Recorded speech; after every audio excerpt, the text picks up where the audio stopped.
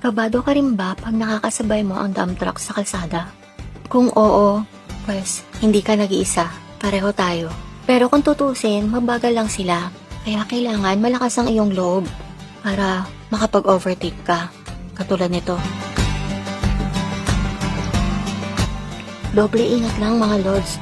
Make sure na walang masyadong sasakyan sa harapan mo, lalo na kung mag-overtake ka sa kanan. Ayun lang, ride safe!